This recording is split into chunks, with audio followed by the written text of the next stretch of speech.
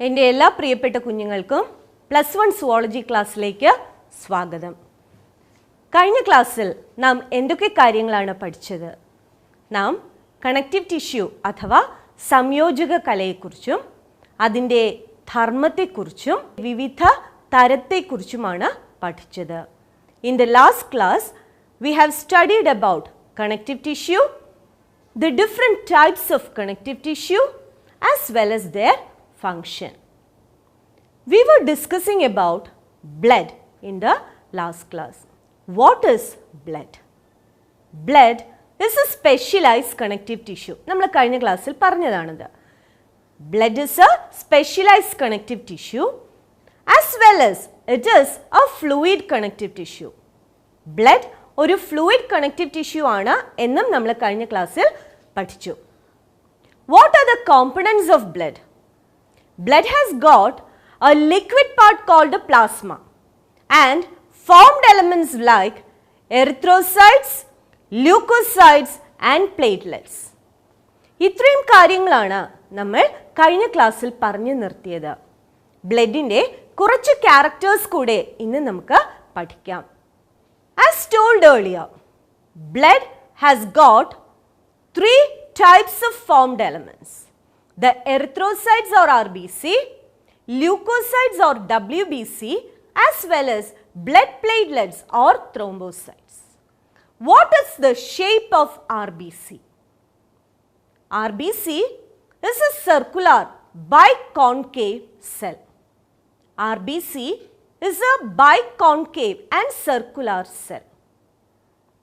It does not have any nucleus in the case of mammals, or mammalian RBC is devoid of nucleus except llamas. Blood has got certain proteins in it, and these proteins present in the plasma of blood are called plasma proteins. രക്തത്തിലെ പ്ലാസ്മയിൽ ചില proteins ഉണ്ട്. ആ പ്രോട്ടീൻസിനെയാണ് plasma proteins എന്ന് വിളിക്കുന്നത്. Which are the different plasma proteins? ഏതൊക്കെയാണ് വിവിധ തരത്തിലുള്ള plasma proteins? They are serum albumin, serum globulin and fibrinogen. ഏതൊക്കെയാണ് രക്തത്തിലെ proteins? Serum albumin, serum globulin and fibrinogen. What is the color of leukocytes or WBC? As the name shows, it is colorless in nature. They are nucleated cells. Leukocytes are colorless nucleated cells. What is the size of leukocytes compared to RBC? RBCയുമായി താരതമ്യം ചെയ്യുമ്പോൾ ലൂക്കോസൈറ്റ്സിൻ്റെ size എങ്ങനെയാണ്? It is larger compared to RBC. RBCയുമായി താരതമ്യം ചെയ്താൽ leucocytes വലിയ കോശങ്ങളാണ്. Leukocytes are of 2 types. Which are the 2 types of leukocytes? They are agranulocytes and granulocytes. Leukocytes പ്രധാനമായും 2 തരത്തിലുണ്ട്. agranulocyteകളും granulocyteകളും. What is the difference between the two? എന്താണ് ഇവ രണ്ടും തമ്മിലുള്ള വ്യത്യാസം? agranulocytes does not have granules in their cytoplasm. സൈറ്റോപ്ലാസത്തിൽ granules ഇല്ലാത്ത leucocytes ആണ് agranulocytes എന്ന് അറിയപ്പെടുന്നത്. Granulocytes have got granules in their cytoplasm. സൈറ്റോപ്ലാസത്തിൽ ഗ്രാന്യൂൾസ് ഉള്ള ലൂക്കോസൈറ്റുകളെയാണ് ഗ്രാനുലോസൈറ്റുകൾ എന്ന് വിളിക്കുന്നത്. Which are the different agranulocytes? Agranulocytes include lymphocyte and monocyte. ലിംഫോസൈറ്റും മോണോസൈറ്റുമാണ് പ്രധാനപ്പെട്ട agranulocyteകൾ. agranulocyteകൾ ലിംഫോസൈറ്റും മോണോസൈറ്റുമാണ്. Which are the granulocytes? Granulocytes include eosinophil, basophil and neutrophil. Eosinophil, basophil and neutrophil ആണ് granulocytes. ഗ്രാനുലോസൈറ്റുകൾ ഈസ്നോഫിൽ, ബേസോഫിൽ, ന്യൂട്രോഫിൽ എന്നിവയാണ്. These leukocytes have got nucleus. നമ്മൾ നേരത്തെ സൂചിപ്പിച്ചതുപോലെ ഇവയ്ക്ക് ന്യൂക്ലിയസ് ഉണ്ട്. They are single lobed to many lobed in nature. നമ്മുടെ formed എലമെൻസിലെ മൂന്നാമത്തെ കോശമാണ് blood platelets or thrombocytes. Blood platelets or thrombocytes are also a part of blood. They come under the formed elements of blood. What is the function of blood platelets or thrombocytes? എന്താണ് blood platelets അഥവാ thrombocyteകളുടെ ധർമ്മം? They help in formation of clot in our body to prevent blood loss from injured site.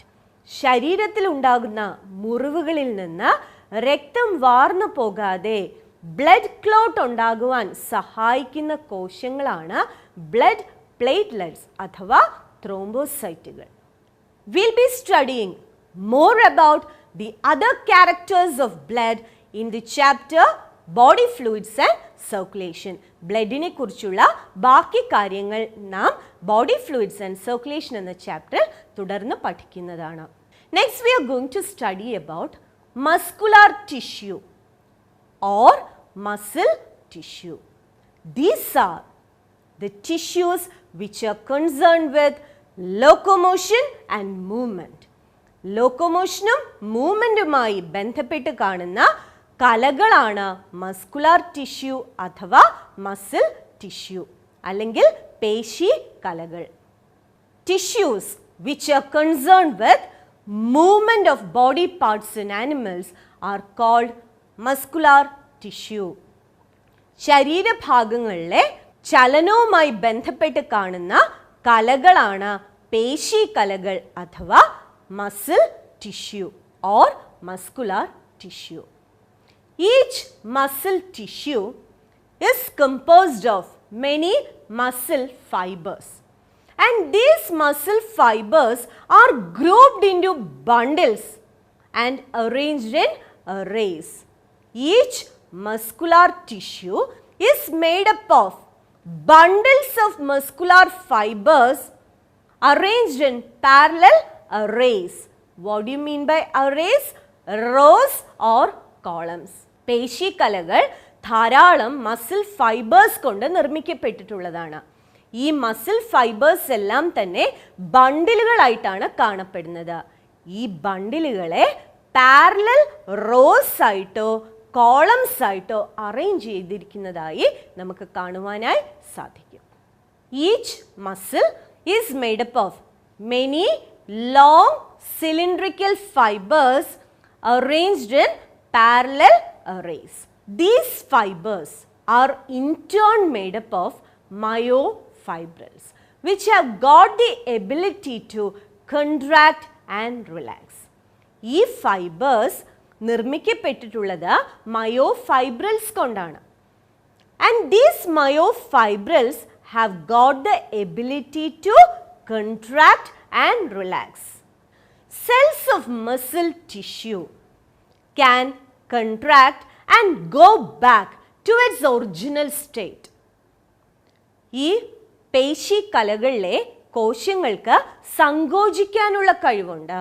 സങ്കോചിച്ച ശേഷം പഴയ സ്ഥിതിയിലേക്ക് എത്തിച്ചേരാനുള്ള കഴിവും ഇവയ്ക്കുണ്ട്.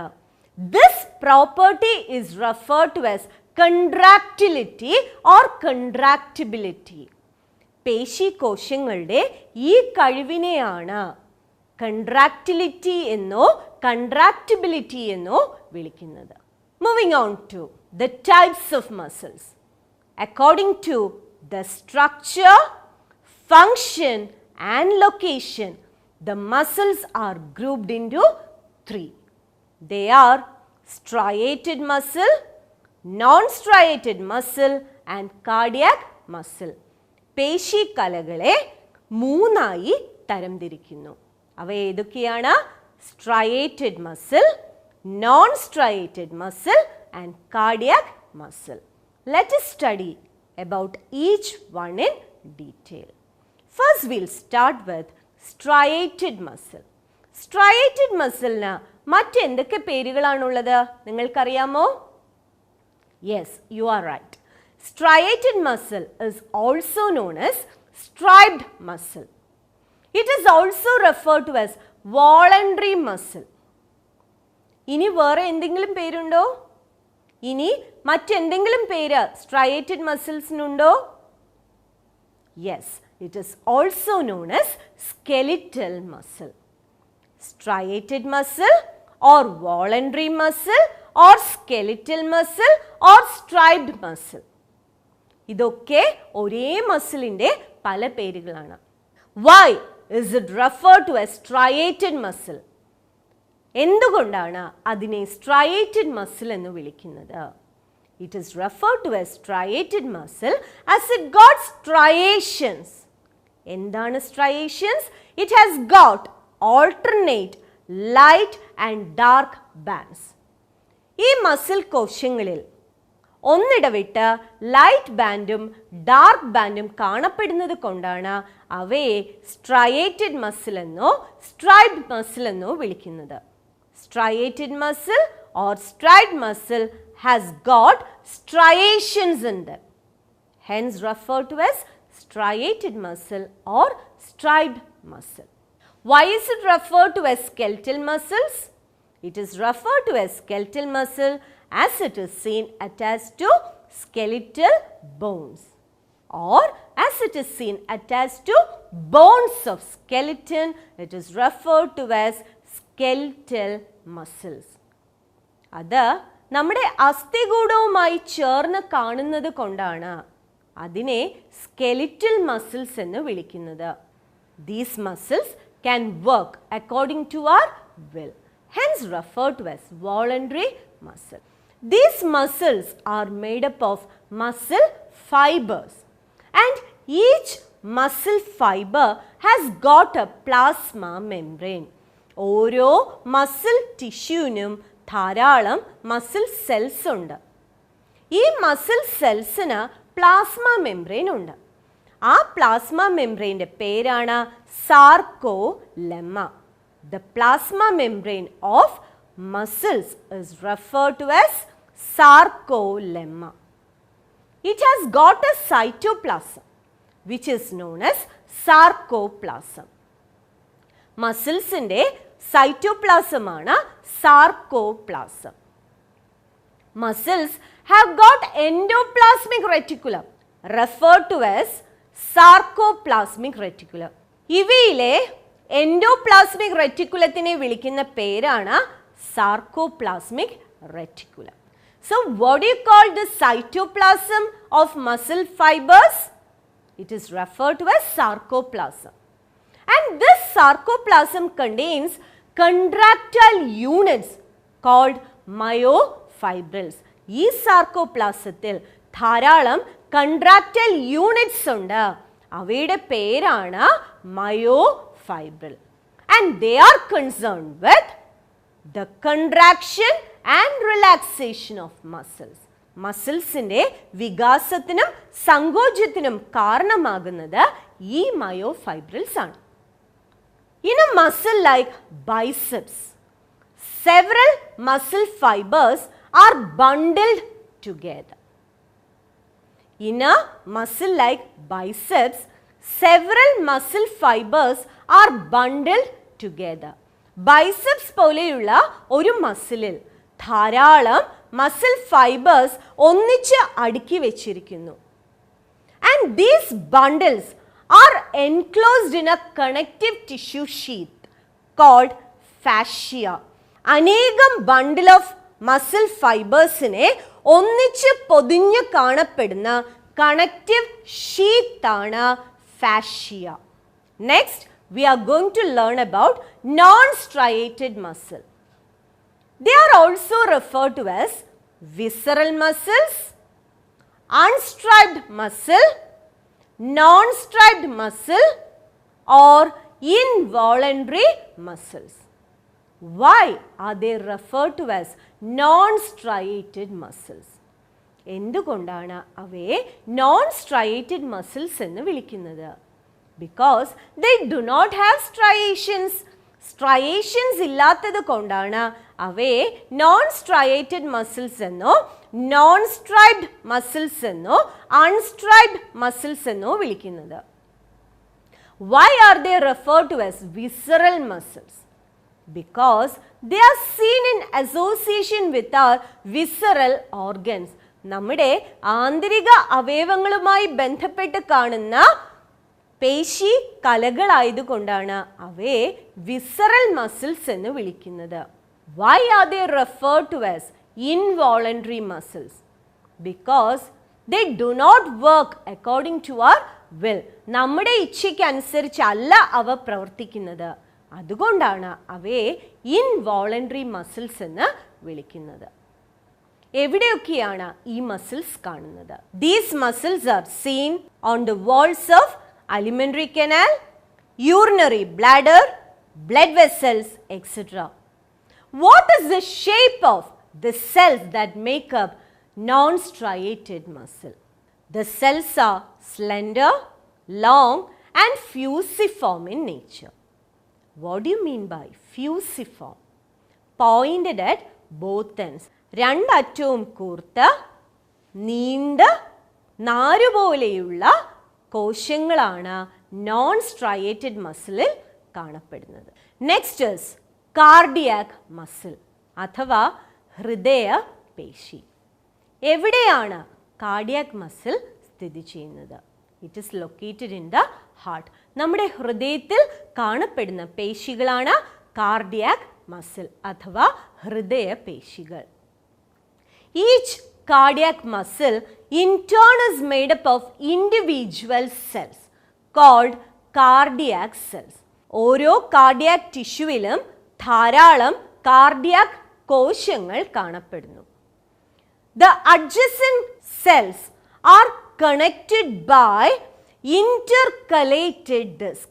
അടുത്തടുത്തുള്ള കോശങ്ങളെ തമ്മിൽ connect ചെയ്യുന്ന അല്ലെങ്കിൽ അടുത്തടുത്തുള്ള കോശങ്ങളെ തമ്മിൽ ചേർത്ത് നിർത്തുന്ന കണക്ട് ചെയ്യുന്ന ആ ഭാഗമാണ് ഇന്റർകലേറ്റഡ് ഡിസ്ക് അഥവാ booster rings.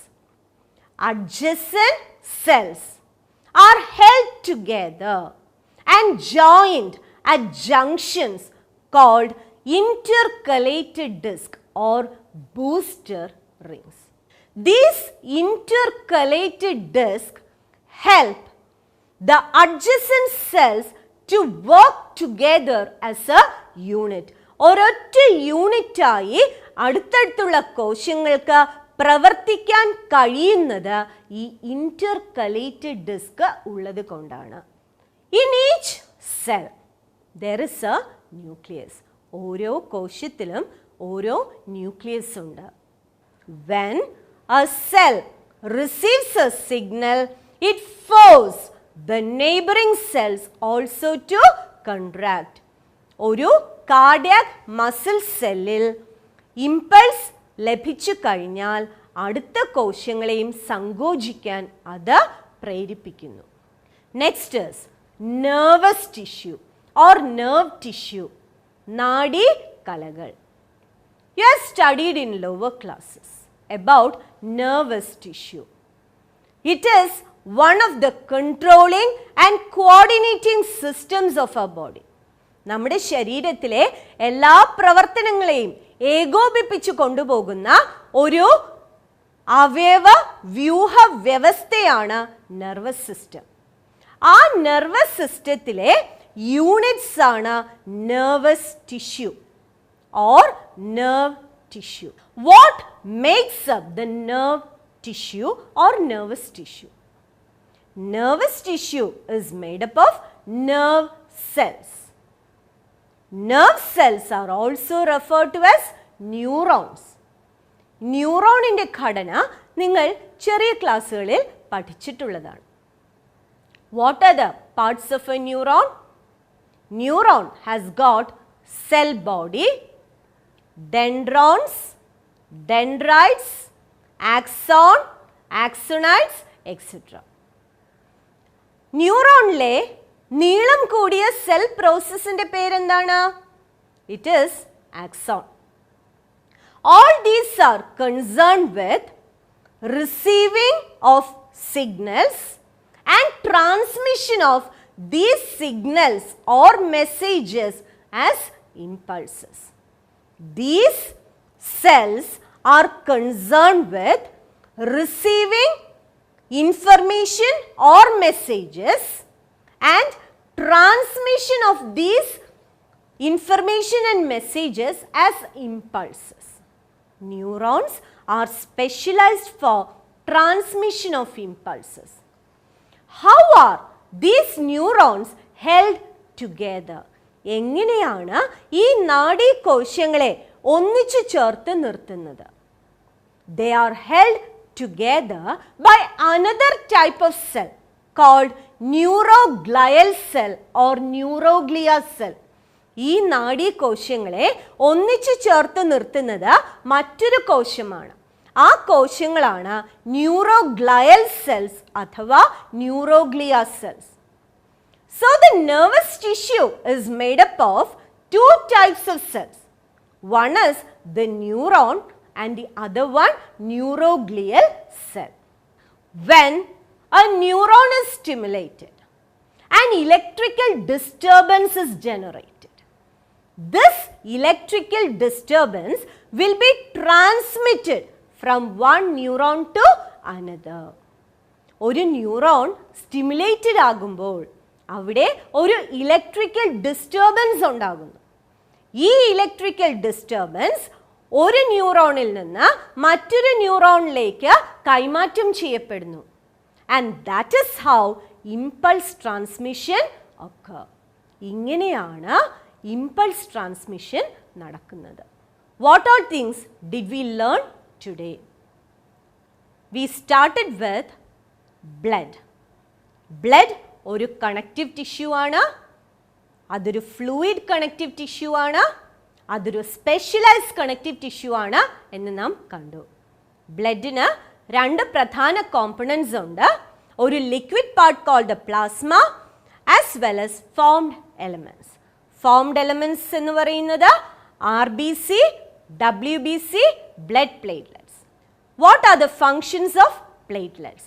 Platelets are concerned with blood clotting, or platelets are concerned with clotting of blood. ഏതൊക്കെയാണ് പ്ലാസ്മയിലെ proteins? serum albumin, serum globulin and fibrinogen. Then we studied about the different types of leukocytes. Leukocytes are broadly classified into two. ഏതൊക്കെയാണ്? A granulocytes and granulocytes. ഏതൊക്കെയാണ് A granulocytes? Lymphocyte and monocyte. ഏതൊക്കെയാണ് granulocytes? Eosinophil, basophil and neutrophil. Then we studied about muscular tissue, the three different types of muscles. ഏതൊക്കെയായിരുന്നു? Striated muscle, non-striated muscle and cardiac muscle. Striated muscle സ്കെലറ്റനുമായിട്ട് ചേർന്ന് കാണപ്പെടുന്നത് കൊണ്ട് അവയെ skeletal muscle എന്നും വിളിക്കുന്നു. Striated muscle have got striations. Non-striated muscle does not have any striations. They have got elongated fusiform cells. Then we studied about the muscle seen in heart, and that is cardiac muscle. Cardiac muscle has got an intercalated disc which helps adjacent cells to contract as a unit. Then we studied about nervous tissue. Nervous tissue-ൽ ന്യൂറോൺസിനെ കുറിച്ചും neuroglial സെൽസിനെ കുറിച്ചും നാം പഠിച്ചായിരുന്നു. തുടർ പ്രവർത്തനങ്ങൾക്കായി ചില ചോദ്യങ്ങൾ രേഖപ്പെടുത്തിക്കൊള്ളുക. Please note down these questions. First question, prepare a chart showing the details of three types of muscles along with relevant diagrams. Prepare a chart showing the details of three types of muscles along with relevant diagrams. Second question, mention the significance of intercalated disc, neuroglial cells and neuron. Mention the significance of intercalated disc, neuroglial cells and neuron. Third question, identify and write the location of striated muscle, non-striated muscle and cardiac muscle. Identify and write the location of striated muscle, non-striated muscle and cardiac muscle. ഇന്നത്തെ പാഠഭാഗത്ത് നിങ്ങൾക്ക് എന്തെങ്കിലും സംശയങ്ങളുണ്ടെങ്കിൽ അത് ദൂരീകരിക്കുവാൻ നിങ്ങളുടെ അധ്യാപകരുടെ സേവനം തേടാവുന്നതാണ്.